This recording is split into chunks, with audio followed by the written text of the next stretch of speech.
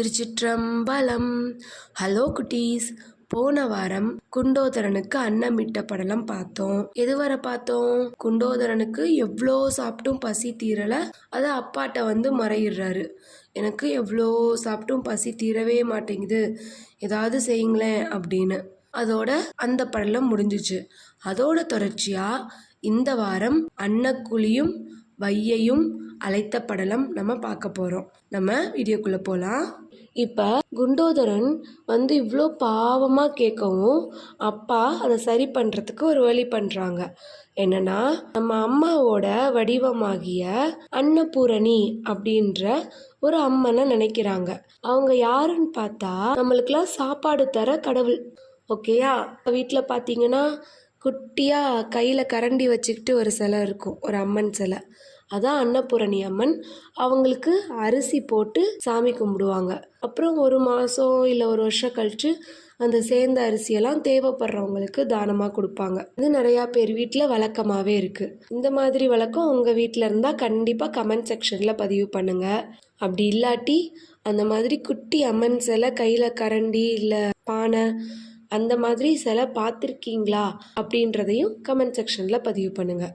இப்படி அப்பா அன்னபூர்ணி அம்மனை நினச்சோனேமே என்ன ஆச்சாங்க, சுற்றி தயிர் கடல், நடுவில் ஒரு நிலம் இருக்குது. அந்த நிலத்தில் ஊத்தெடுத்தா எப்படி வரும்? தயிராக வரும்ல. அந்த மாதிரி 4 குழியில் தயிர் கலந்த அன்னம் அப்படியே மலை மாதிரி பொங்கி எழுந்து வந்துச்சான். இப்போ கூட இந்த அன்னக்குழி தோன்றிய இடம் அன்னக்குழி மண்டபம் அப்படின்னு மதுரையில் மேலச்சித்திர வீதியில் இருக்கான். அங்கே குண்டோதரனோட சிலை இருந்திருக்கு. இப்போ அதை திருக்கல்யாண மண்டபத்துக்கு மாற்றிட்டாங்களாம். நீங்கள் மீனாட்சி அம்மன் கோயில் போனால் கண்டிப்பாக இந்த இடத்த போய் பாருங்கள். ஓகே குட்டீஸ்? இப்படி பொங்கி எழுந்து வந்த அன்னக்குழியை பார்த்து நம்ம அப்பாவாகிய சோமசுந்தர கடவுள் தன்னோட கொடையை தாங்கி வரும் குண்டோதரனை பார்த்து என்ன சொல்கிறாங்கன்னா, பசி நீங்குமாறு உண்பாய் அப்படின்னு கட்டளையிடுறாங்க. உடனே குண்டோதரன் போய் அந்த தயிர் சோறு இருக்குல்ல, அந்த குழியில் கையை விடுறாரு. அது எப்படி இருந்துச்சான்? ஒரு பெரிய மத்தை ஒரு கடலில் போட்டு கிண்டுற மாதிரி தான் கையை அந்த குழியில் போட்டு எடுத்து சாப்பிட்டாராம் அந்த குண்டோதரன். ஒரு வழியா குண்டோதரனோட பசி நோய் போயிடுச்சு. பசி போகணும்னு ரொம்ப வாரி வாரி சாப்பிட்டனால குண்டோதரன் உடலெல்லாம் அப்படியே பருத்து போய் பூமியே கிழிஞ்சு போகிற மாதிரி வீழ்ந்து அப்படியே மூச்சு விட முடியாமல் புரண்டுட்டு இருந்தாராம் குண்டோதரன். அப்பாடா, பிரச்சனை முடிஞ்சிச்சு அப்படின்னு நம்ம யோசிச்சோன்னா அதான் இல்லை.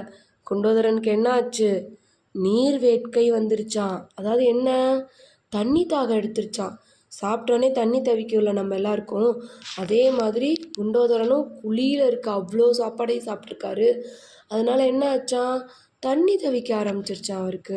இப்படி நீர் வேட்கை தண்ணி தாகம் ரொம்ப எடுக்கவும் அங்கே இருக்க நீர்நிலைகளில் எல்லாத்துலேயும் தேட ஆரம்பிச்சிட்டாரு நம்ம குண்டோதரன். அங்கே இருக்க கிணறு, ஓடை, குளம் இப்படி எதையும் விட்டு வைக்கல.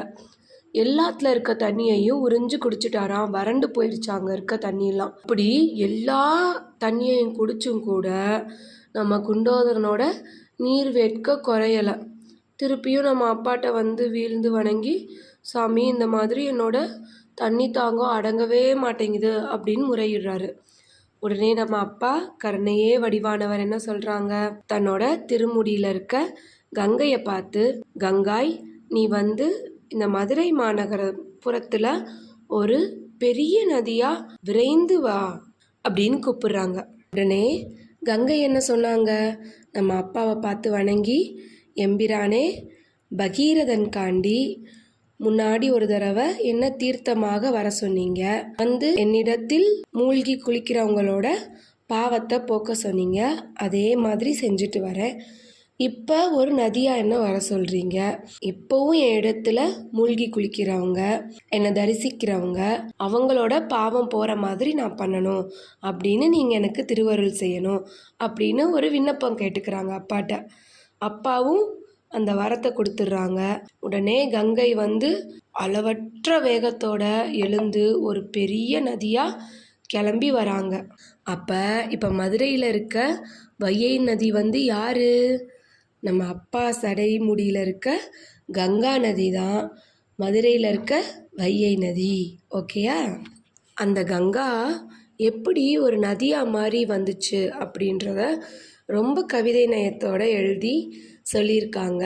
அதை நம்ம இன்னும் கொஞ்சம் பெரிய பிளானோடனே கற்றுக்கலாம். இப்போ அப்பா சடையிலேருந்து ஓடி வந்த வெள்ளத்தை அப்பா பார்க்குறாங்க, மதுரைக்குள்ளே வந்துருச்சு. இப்போ குண்டோதரன் புலம்பிகிட்டு இருக்காரு, என் நீர்வேக்க குறையலை, எனக்கு தண்ணி தாகம் அடங்கலை அப்படின்னு எதும்பி வீழ்ந்து அழுதுட்ருக்காரு. அவரை தூக்கி கொண்டு போய் அந்த ஆறுக்கு பக்கத்தில் விடுறாரு. விட்டு இந்த தண்ணியை குடி அப்படின்னு சொல்கிறாரு அப்பா. உடனே நம்ம குண்டோதரன் என்ன பண்ணுறாரு, தன்னோட இரு கைகளையும் நீட்டி ஆறுலேருந்து வர தண்ணியை குடிக்கிறாரு. அது எப்படி இருந்துச்சான், ஒரு மலையே ஆறுக்கு இடையில எழுந்த மாதிரி இருந்துச்சான். இப்படி அந்த ஆறுலேருந்து வர அந்த குளிர்ந்த நீரை குடித்தோடனே நம்ம குண்டோதரனோட நீர் வேட்கை தணிந்தது, அதாவது தண்ணி தாகம் தீந்துருச்சு. இப்படி தன்னோட பசியும் தாகமும் நீங்கினோடனே குண்டோதரனுக்கு மகிழ்ச்சி தாங்கலை. பல கீதங்கள் பாடி துதிக்கிறான், அப்படியே பாட்டு பாடுறான் சந்தோஷமாக, எனக்கு சரியாயிடுச்சுன்னு. அப்பா அருமையாக ரசிச்சிட்ருக்காங்க. குண்டோதரனுக்கு பூதகணங்களுக்கு தலைமை வகிக்கும் பதவியை தராரு நம்ம அப்பா. அதுக்கப்புறம் நார்மலாக தன்னோட தடாதகை பிராட்டியாரோட வீட்டிலிருந்து செங்கோலாட்சி புரிகிறாங்க. இப்படியாக தான் குண்டோதரனோட பசியும் தாகமும் தீர்ந்துச்சு. ஒரு ஆறு வந்துச்சுல்ல, அது பேர் என்னன்னா வைகை அப்படின்னு பேர் வைக்கிறாங்க. அது சிவபெருமானோட சடையிலிருந்து வந்தனால அந்த ஆறுக்கு சிவகங்கை அப்படின்னு ஒரு பேர் உண்டு. அதுக்கப்புறம் அதில் தீர்த்தம் ஆடுறவங்களுக்கெல்லாம் ஞானத்தை தரதுனால அது பேர் சிவஞான தீர்த்தம் அப்படின்னு பேர். வேகவதி ஆறு, கிருதமாலை, இப்படி வைகைக்கு பல பேர் உண்டு. வையை அப்படின்னு தான் சொல்லியிருக்காங்க முன்னாடி, இப்போ காலப்போக்கில் அது வைகை அப்படின்னு ஆயிடுச்சு. ஓகேயா குட்டீஸ், இன்னைக்கு நிறைய இன்ஃபர்மேஷன் நீங்கள் தெரிஞ்சிருப்பீங்கன்னு நான் நம்புகிறேன். இதே மாதிரி இன்னொரு படலத்தோட அடுத்த வாரம் மீண்டும் நம்ம சந்திக்கலாம். இதே மாதிரி தொடர்ந்து நீங்கள் வீடியோஸ் பார்க்கணுன்னா நம்ம சேனலை சப்ஸ்கிரைப் பண்ணிக்கோங்க. இந்த வீடியோ உங்களுக்கு பிடிச்சிருந்தா கண்டிப்பாக லைக் பண்ணுங்கள்.